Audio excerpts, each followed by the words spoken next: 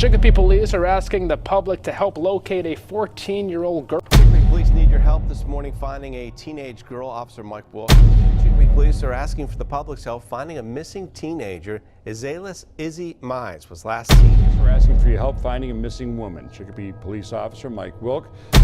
Police are asking for your help tonight in their search for a missing 16-year-old girl. Contact her. She was last seen in the Chiccopea area. If you have any information on her whereabouts. Chiccopea police are searching for a young man who disappeared more than a week ago. Chiccopea police officer Mike Wilk told Police are asking for your help tonight in their search for a missing 16-year-old girl.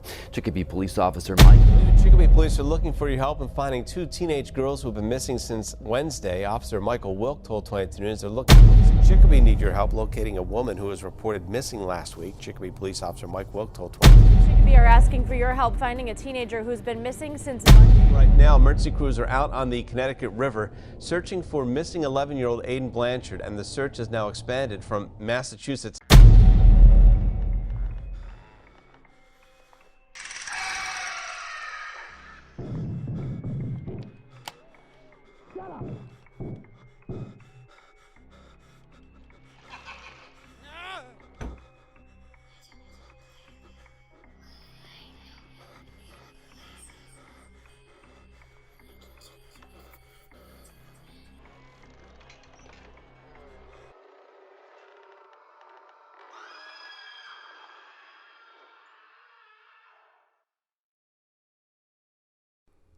Hello guests, welcome back to room 66. We want to start off by thanking our new guests here at No Vacancy. As always, we appreciate the support. So let's get into it. Tonight, we're going to be talking about all of these children in one town that have gone missing in a matter of just months. So sit back, relax, and enjoy your stay here in room 66. Chiccopea is a city located on the Connecticut River in Hampton County, Massachusetts. There have been over 21 cases of missing children in just the 6-month span of 2021. So where did they all go? Abducted? Kidnapped? Black market? Killed? Or unexplainably just vanished into thin air? Chiccopea is also surrounded by a forest that is around 10,000 acres of trees. It is a possibility that they entered these deep woods and never returned. Here's a few stories based on a few local Chiccopea residents who have roamed these deep forests and their theories on what happened.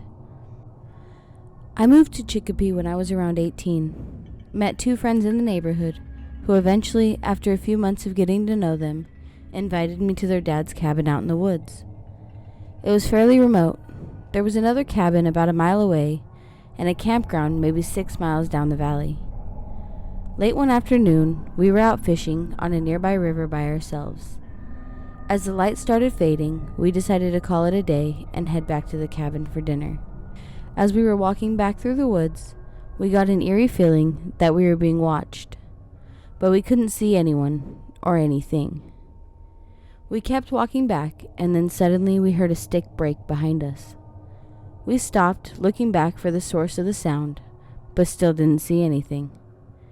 We nervously kept walking back, a little quicker, and then heard another stick break, whirls around, and still nothing.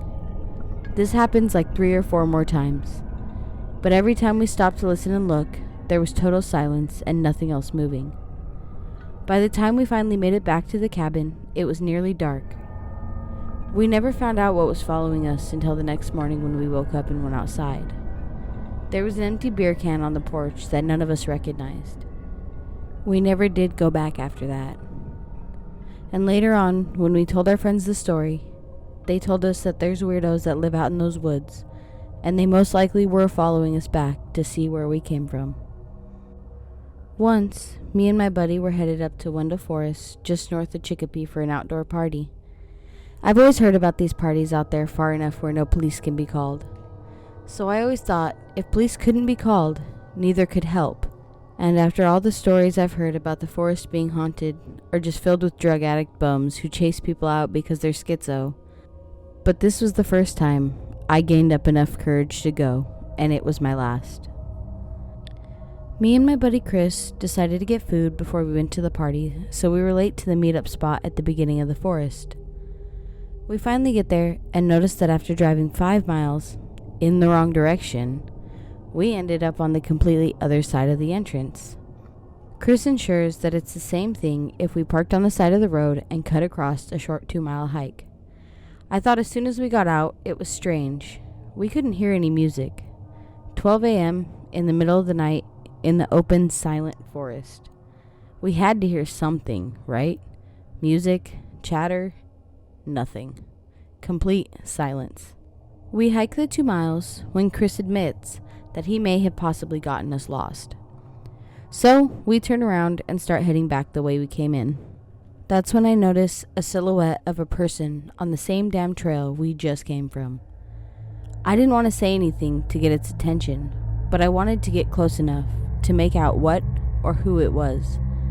But every time we got closer, it's as if it got farther away. When we took 10 steps back, it took 10 steps forward. When we went forward, it went back. I freaked out and told Chris someone had to be messing with us. So Chris called it out to stop fucking around and leave us alone. Nothing. It just stood there. We discussed what if we walked around it. So we did, and this time, it didn't move. As soon as we cut to the halfway point, we ran as fast as we could the rest of the mile back to the car.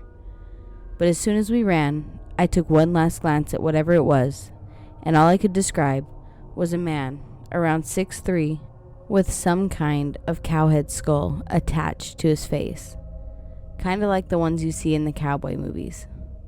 We got to the car and had a friend at the party drop us a location pin. The pin dropped a couple miles more north than we had ended up.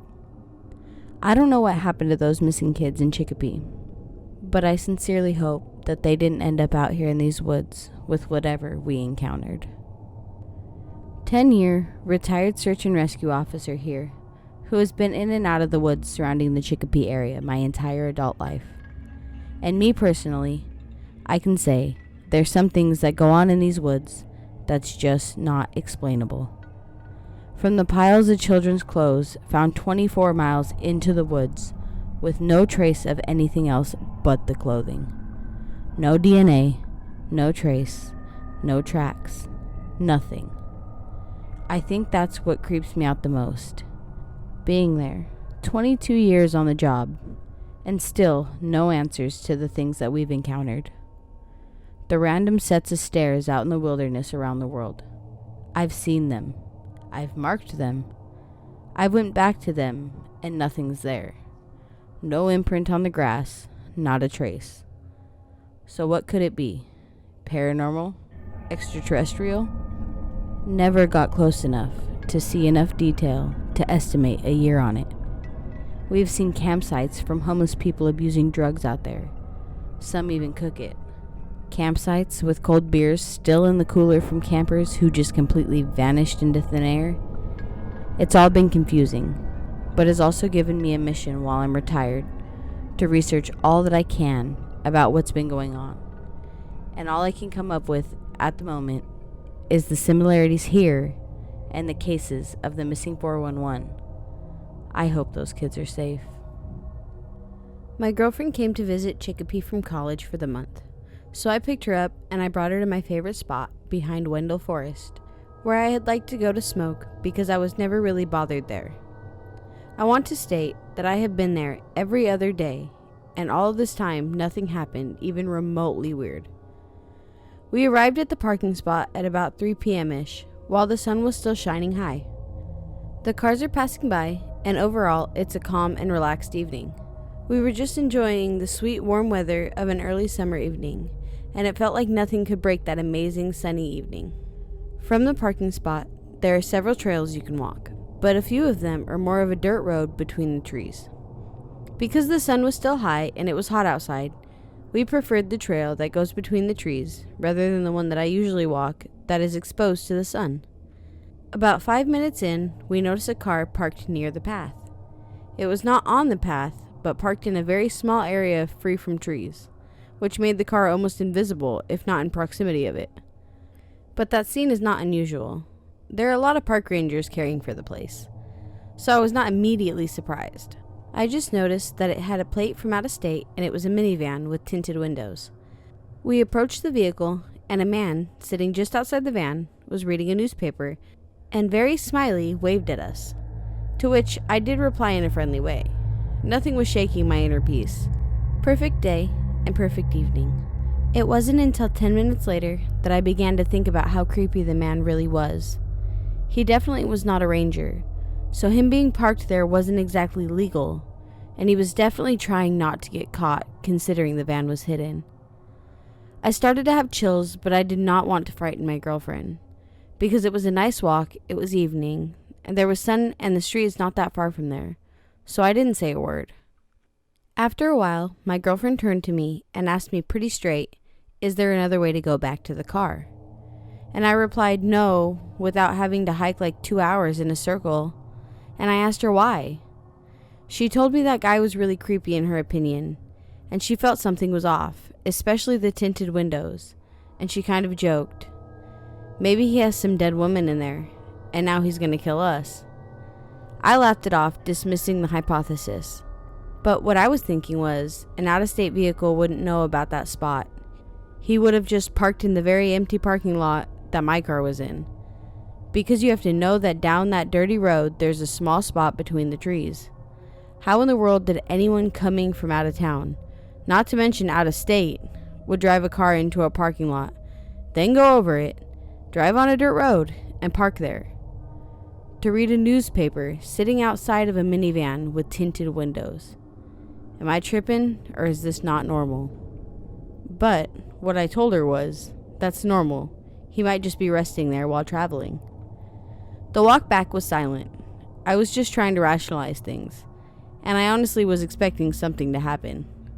Lucky for us, nothing did. We passed him again, he waved at us, we walked by, and then around the corner. My girlfriend sprinted like I never saw before. We thought about calling the police, but felt weird to do so. But now, I feel not in peace with my decisions. Like, I should have saved the minivan plate and just text the police to check on him. My girlfriend actually memorized part of the plate, but she didn't tell me until we really discussed it. One side, I feel we overreacted. On the other hand, it could be that there really was someone in there, and that we just passed by. Now that I saw all those kids missing on the news, I'm starting to think that that man had something to do with it. These are just a few of the locals' personal stories that they have living in Chiccopea and the surrounding areas. How do all these children just go missing and no one knows anything about it?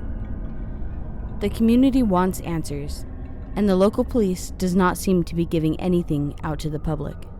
They are either onto something or have absolutely nothing. We just can't help but to think if these are some way related to the missing 411 cases in the Northwest region. Same similarities. Clusters are near each other of missing individuals' last seen points, forest areas with very compacted trees, disabilities of some sort. Whatever the case may be, people are going missing from America's national parks under mysterious circumstances, and the National Park Service is obstructing attempts to investigate these events. At least, that's the claim made by author davidpaulides in his Missing 411 series of books. Every 40 seconds, a child in the United States becomes missing or is abducted. Of the thousands of people who go missing in the country each year, especially tragic are the disappearances of the young and the vulnerable. The Polly Klaus Foundation assists in the recovery of missing children. In part by maintaining an online database, it currently holds the names and information of more than 9,300 kids reported missing since 1994. While 85% of these have been located, the rest remain missing. So what do you think, guests? Where are these children? Killed?